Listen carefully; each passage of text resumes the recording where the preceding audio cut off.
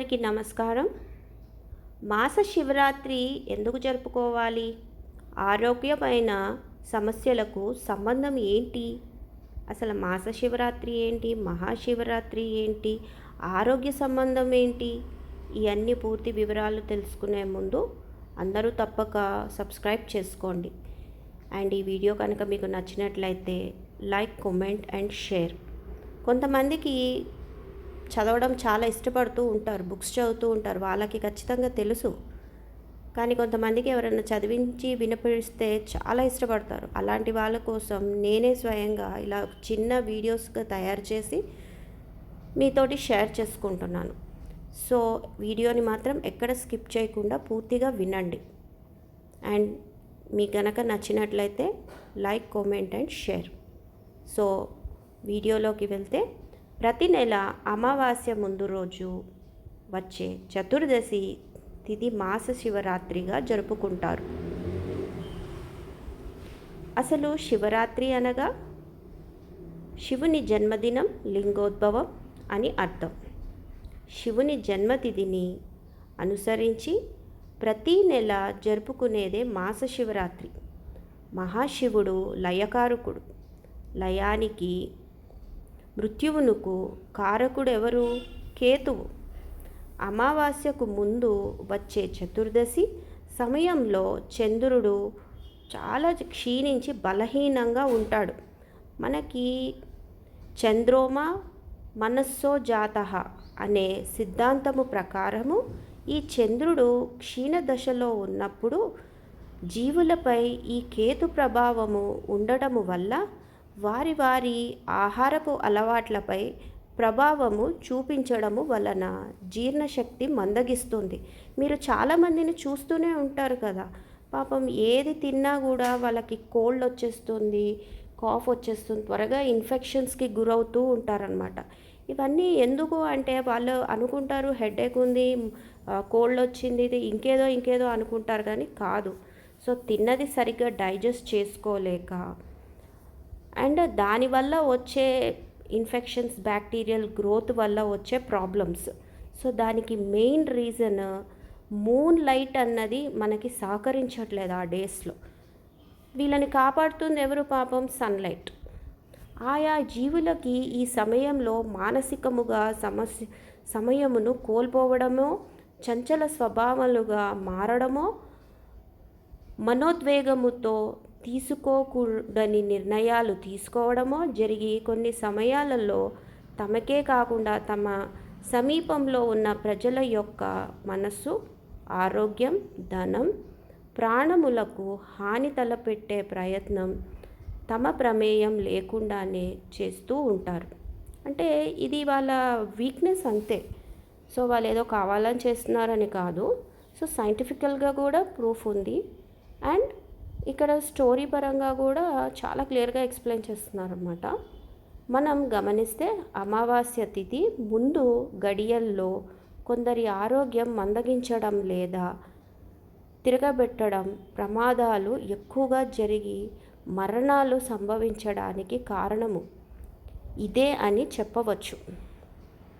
వాళ్ళకి ఎలా చెప్పాలంటే వీక్ యాసిడ్స్ తిన్నది సరిగ్గా డైజెస్ట్ అవ్వకపోవడము, దానివల్ల సరిపోను ఎనర్జీ లెవెల్స్ లేకపోవడము, వీక్ అయిపోయి బాడీ లోపల ఉన్న స్ట్రెస్ లెవెల్స్ పెరిగిపోయి వాళ్ళకి రియల్ లైఫ్లో చాలా ప్రమాదాలు జరుగుతూ ఉంటాయి అన్నమాట.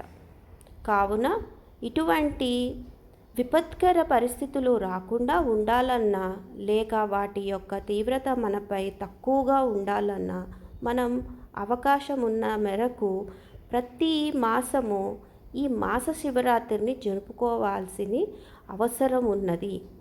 మాస శివరాత్రిని శాస్త్రయుక్తంగా ఎలా జరుపుకోవాలంటే, అమావాస్య ముందు వచ్చే మాస శివరాత్రి నాడు సశాస్త్రీయంగా ఉపవాసము ఉండి సాధ్యమైనంత మేరకు ఎక్కువగా నీరు త్రాగుతూ గడపాలి. ఉదయాన్నే నిద్ర లేచిన తర్వాత స్నానాధికాలు ముగించుకొని దగ్గరలోని శివాలయం దర్శనం చెయ్యాలి. అవకాశం ఉన్నవారు వారి శక్తి మేర 3, 5, 11, 18, 21, 54, 108 ఇలా ప్రదక్షిణాలు చేయవచ్చు. ఇలాగే ఈరోజు వారి వారి ఓపికను బట్టి చెప్పారనమాట. 3 నుంచి 108 ప్రదక్షిణాలు వాళ్ళ ఓపిక, వాళ్ళ ఎనర్జీ లెవెల్స్ని బట్టి వాళ్ళు ప్రదక్షిణాలు చేసుకోవచ్చు. అలాగే ఈరోజు శివాలయంలో పూజలు పెట్టిన చెరకు రసమును భక్తులకు పంచినచో వృత్తి అంశముల్లో ఇబ్బందులను ఎదుర్కొనే వారికి ఆటంకాల నుండి ఉపశమనం లభిస్తుంది. అదేవిధంగా ఆ రోజు ప్రదోష వేళ శివునకు మారేడు దళములతో లేదా కనీసము గంగాజలముతో అభిషేకాది అర్చనలు చేయడము మంచిది. ఇవేమి చేయడానికి అవకాశము లేనివారు, ఆరోగ్యవంతులు, అలాగే గృహములలో అశోచ దోషములు లేనివారు ఈరోజు ఉపవాసము ఉండి 3 పూటల చల్లని నీటితో స్నానం చేయాలి. సరే, మీరు చల్లటి నీళ్ళతో చేయలేకపోతే నో ప్రాబ్లం, వామ్ వాటర్తో చేయొచ్చు. అండ్ ఉపవాసం కూడా పూర్తిగా ఉండలేని అన్న వాళ్ళు లైట్గా ఏదైనా morning evening juice or 1 glass of milk తీసుకోవచ్చు. ఇవన్నీ ఖచ్చితంగా చెయ్యాలి అని ఏం లేదు. మన డైజెస్టివ్ ట్రాక్ని మనము యాక్టివేట్ చేసుకోవడానికే చెప్తున్నాను నేను. మంచం మీద కాకుండా నేలపై పడుకోవాలి. మాస శివరాత్రిని జరుపుకోవడం వలన, ప్రత్యేకించి ఈ రోజున శాస్త్రీయంగా జరుపుకోవడం వలన మన జాతకములోని క్షీణ చంద్రదోషముల యొక్క తీవ్రత తగ్గు ముఖం పడుతాయి. సంతానము లేని సమస్యల నుండి విముక్తి లభిస్తుంది.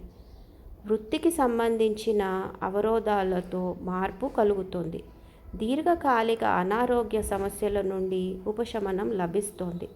జనరల్గా తిన్నది సరిగ్గా డైజెస్ట్ అరగకనే మనకి మెల్లమెల్లగా వారానికి, 2వ వారానికి, 3 అలా భయంకరంగా రోగాలు పెరుగుతాయే తప్పించి, మనం తిన్నా కూడా డైజెస్ట్ చేసుకోగలిగే శక్తి మన బాడీలో ఉందంటే మాత్రం కొంతకాలం మన ప్రాబ్లమ్స్ని పోస్ట్పోన్ చేయొచ్చు అన్నమాట, రోగాల్ని.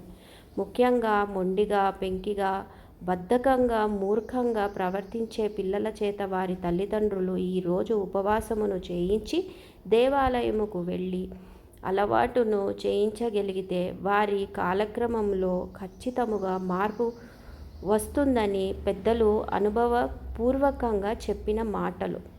ఇది అయితే కొంచెం కష్టము, పిల్లల్ని ఉపవాసం పెట్టడం అన్నది. వాళ్ళ కోసం తల్లిదండ్రులు చేయమంటే చేసేటట్టున్నారు, కానీ ఈ జనరేషన్ పిల్లలు చేయాలంటే కొద్ది కష్టమే. చేయగలిగే ఉంటే మాత్రం అదృష్టవంతులు అనుకోనే చెప్పుకోవాలి. మానసిక సమస్యల నుండి విముక్తి లభిస్తుంది. కావున ఈ రోజు నుండి అవకాశం ఉన్నంత మేరకు ప్రతి మాస శివరాత్రిని సశాస్త్రీయంగా జరుపుకోవడం ద్వారా శుభములను పొందగలుగుతాము.